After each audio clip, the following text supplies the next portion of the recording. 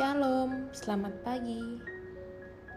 Pada pagi hari ini saya ingin men-sharingkan sebuah cerita berjudul Kita Adalah Anaknya. Baiklah, saya akan memulainya.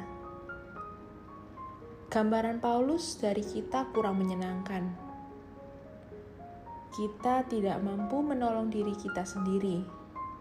Hidup melawan Tuhan, orang berdosa, dan seteru Tuhan. Dalam Roma pasal 5 ayat 6, 8, dan 10 mengatakan, karena waktu kita masih lemah, Kristus telah mati untuk kita, orang-orang durhaka pada waktu yang ditentukan oleh Allah. Akan tetapi Allah menunjukkan kasih-Nya kepada kita. Oleh karena Kristus telah mati untuk kita, ketika kita masih berdosa. Sebab jikalau kita ketika masih seteru diperdamaikan dengan Allah oleh kematian anaknya, lebih-lebih kita yang sekarang telah diperdamaikan pasti akan diselamatkan oleh hidupnya. Ahli terapi keluarga Paul Faulkner menceritakan tentang seorang yang mengadopsi gadis remaja bermasalah. Orang pasti akan bertanya-tanya tentang logika ayahnya.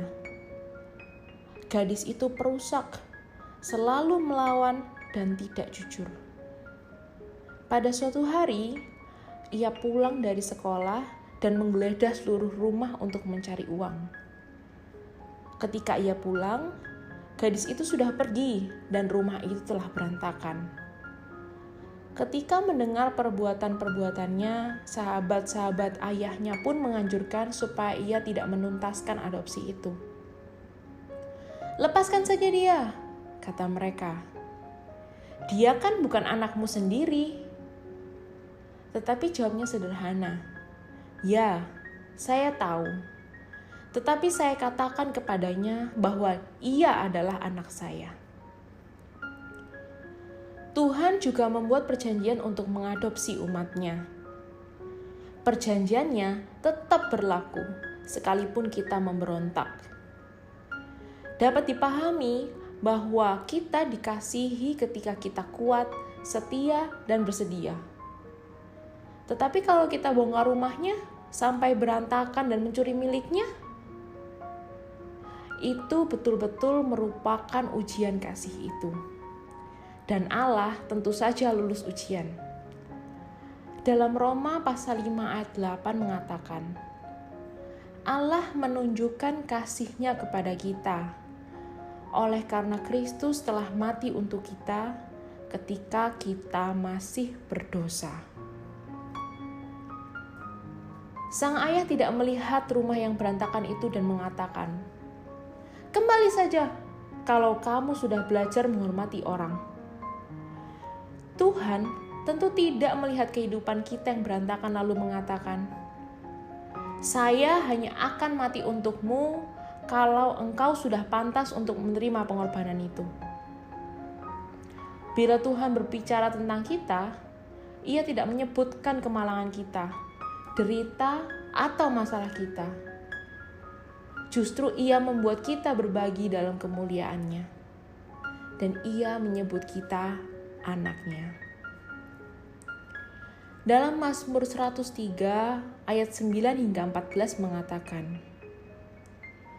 tidak selalu Ia menuntut dan tidak untuk selama-lamanya Ia mendendam.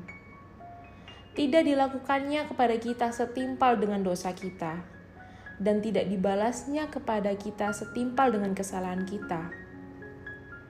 Tetapi setinggi langit di atas bumi, demikian besarnya kasih setia-Nya atas orang-orang yang takut akan Dia.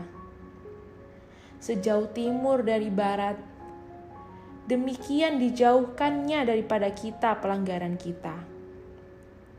Seperti Bapa sayang kepada anak-anaknya, demikian Tuhan sayang kepada orang-orang yang takut akan Dia. Sebab Dia sendiri tahu apa yang Dia ingat bahwa kita ini debu. Dalam Roma 11 ayat 33 hingga 36. Oh, alangkah dalamnya kekayaan, hikmat, dan pengetahuan Allah. Sungguh tak terselidiki keputusan-keputusannya, dan sungguh tak terselami jalan-jalannya. Sebab, siapakah yang mengetahui pikiran Tuhan? Atau siapakah yang pernah menjadi penasihatnya? Atau siapakah yang pernah memberikan sesuatu kepadanya sehingga ia harus menggantikannya? Sebab segala sesuatu adalah dari Dia, dan oleh Dia, dan kepada Dia. Bagi Dialah kemuliaan sampai selama-lamanya. Amin. Terima kasih.